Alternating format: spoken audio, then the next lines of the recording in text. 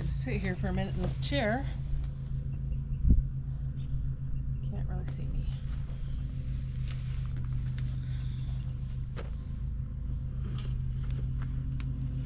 Let's see.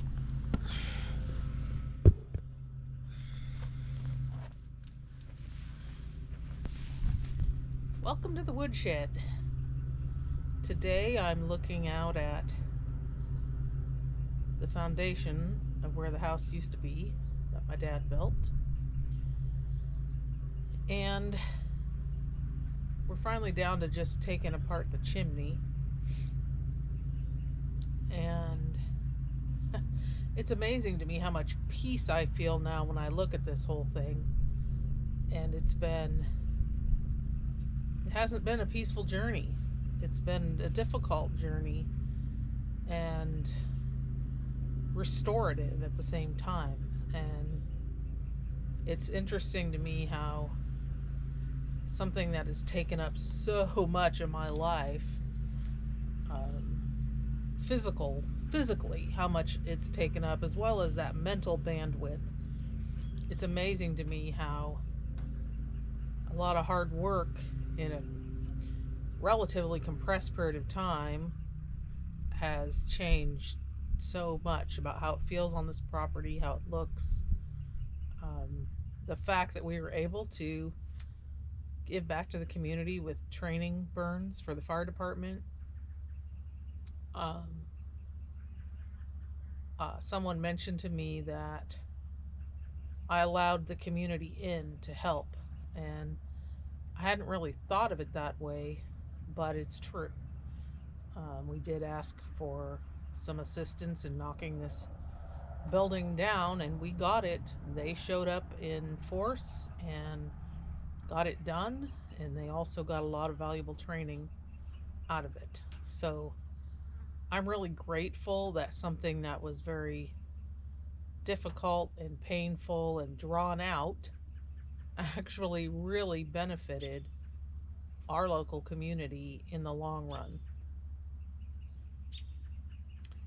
When I first started this journey about hoarding and being the adult kid of people with that issue and having survived it as a youth, I didn't realize, where that path was going to go. But one of the people who had known me for years,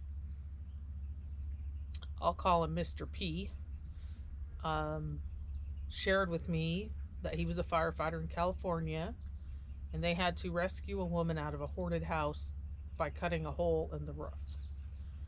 And I think that's the first time I had ever heard that story. And it was solidifying in a way that said, keep going, because people need to know that this is a problem.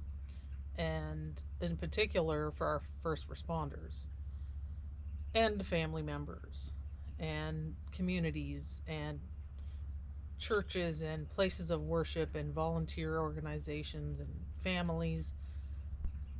It's just way broader than I ever realized. And this whole recent experience has really shown me that people really will show up. The right people will show up if you ask and if you let them. So I'm really grateful for what we have and where we're at right now. There's still more to do, but I'm really grateful for the point we're at, and I'm glad to be on this side of clearing out. I think we're at about 24 tons of stuff and debris and garbage, and including a couple tons of the debris after the fire. But it's been a lot of work, and I'm real happy to be on this side of it.